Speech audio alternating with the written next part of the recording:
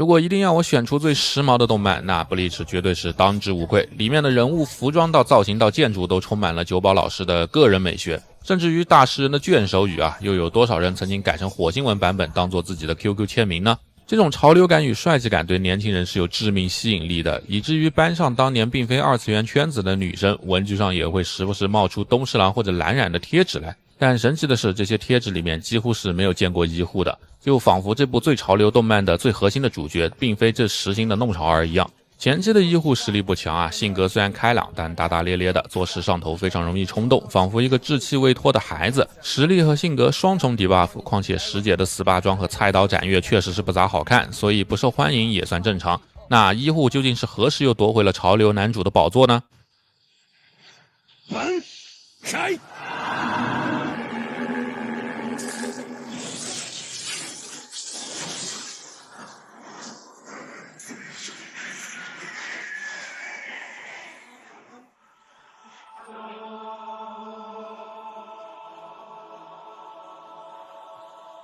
天差残月。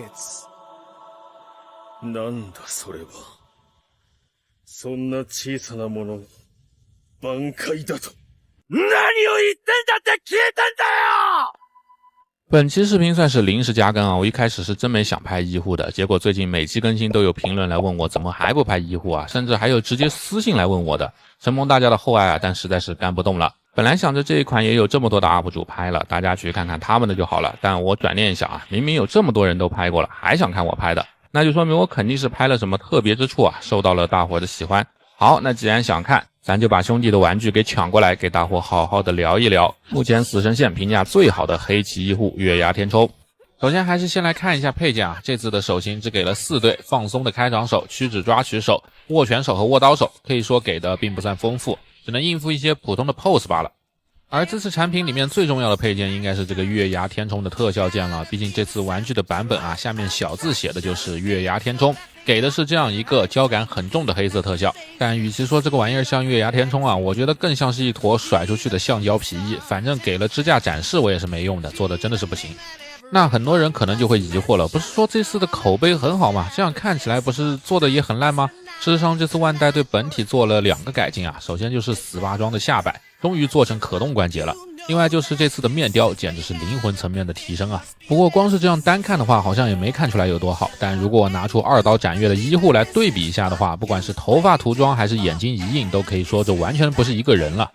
当然了，肯定有人觉得我刚刚是角度的问题啊。好，那么我们就放大了来看，抛开刚刚说的头发和眼睛啊，你会发现好像连脸都是不一样长的，这样看的话后期的医护是真的有点呆啊。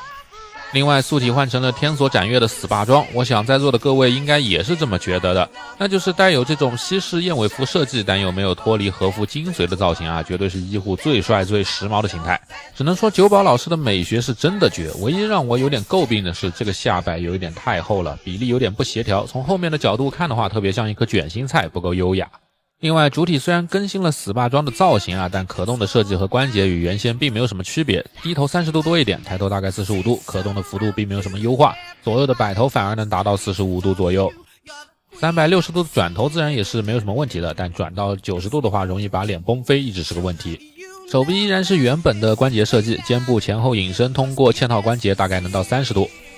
而由于肩部没有类似肩胛临界的干涉啊，360度的大风车以及平台都能达到135度以上的超可动。大臂根部也配置了360度的平转轴。曲肘由于这次用的是收紧的袖口啊，没有了干涉，于是可以轻松的弯折180度。而腕部也是因为袖口开放的设计，也能做到90度弯折。腰腹还是和之前一样的经典的2段式，但这次的外面没有包胶衣了，所以弯腰和挺胸都有30度以上，同时左右的侧摆也同样能达到30度的范围，就很不错了。360度的平转自然也就不在话下了。腿部就完全沿用了之前的零件了，前踢能到标准的90度，后踢屁股是硬的，只有30度，侧台没有干涉，所以平台能到90度是没有问题的。而大腿根部同样也可以做360度的平转，最后因为还是用的是这种胶衣喇叭裤啊，所以屈膝最终还是只有90度。脚部向后大概有45度，上台则能达到75度以上。脚踝部自然也能做这样的左右平转，脚尖也具备一段30度的独立上抬。最后的接地就比较幽默了，向内大概有30度左右，但是向外则能接近60度。向外接地做的这么优秀，这有啥用啊？不过作为整个本体可动上改进最大的部分啊，这次的下摆采用的是像这样的两段式的关节，内部是一个山口式的转轴关节，可以做到 X、Y、Z 三项的转动，并且把持力度相当的不错。而像这样把下摆分为3组6片的全可动设计，也让我想到了之前金翼山口的产品啊，比如那只口碑2极分化的蝙蝠侠。但摆起 pose 来还是相当好用的，尤其是摆一些有冲击力的下摆飞起来的造型啊，不知道为什么看起来就是比普通的布衣铁丝凹起来帅。而以上的可动设计加起来呢，就能发现万代依托修改后修身的4把装造型以及多关节可动的下摆，变相解放了医护的素体的可动。虽然谈不上是超可动啊，但确实是有很明显的进步。那刚刚聊完了本体，再来看看作为死神的另一个本体啊，斩魄刀。话说我实在是不理解啊，为什么这次的版本要叫月牙天冲，给的是一柄天锁斩月，月牙天冲的特效也是黑的，而不是蓝的或者是金的，还做了那么细节的万字符刀琴以及握柄尾端的小锁链，还专门给了这个万姐登场时的专用面雕，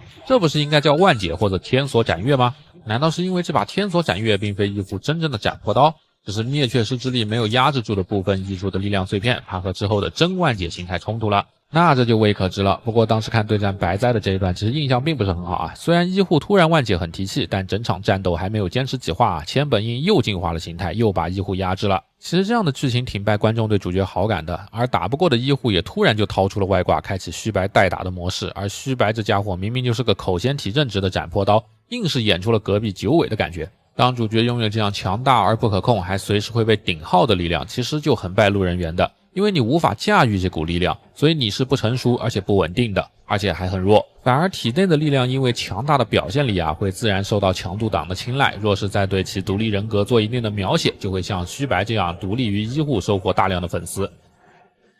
情けねえやつだ。見せてやるぜ俺が。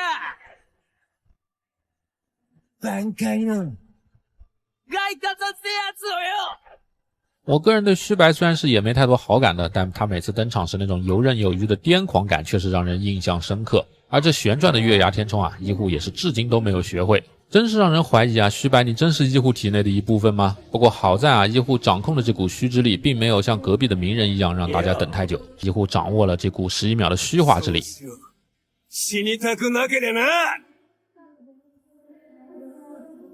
今の俺が愚かしてられる時間は11秒フラット。その間に型をつける。可别小看了这11秒啊！这11秒不仅打懵了葛六，更是九保老师以一种温和又合理的方式带医护正式进入了新的力量体系，证明医护进入了新的力量阶段。这样通过主角的成长又反向补充了世界观和人设。而通过戴面具的形态来进化和换发色相比，我至今都觉得是又雅又时髦的。但当年谁都不会想到啊，这之后的面具上竟然也只是不停的在变换花纹。好嘞，那么以上就是本款玩具的全部展示了。其实最后的2个虚假面头雕可能才是大伙最看重的东西。而事实上呢，玩具整体的素质又相比上一款有着明显的进步，难怪大家都点名要评测这一款。但很可惜的是啊，医护一共有28个形态，可玩具里只能给这么3个，所以咱们的人物志也只能做这么一段了。不过我看戴哥出的那么勤，可能之后的石姐形态啊、牛头人形态啊，甚至换色出个虚白都是有可能的吧。那剩下的人物志呢，咱们到时候再补齐吧。好的，那么本期视频就到这里了。视频制作不易，大家记得点赞投币1键3连哦。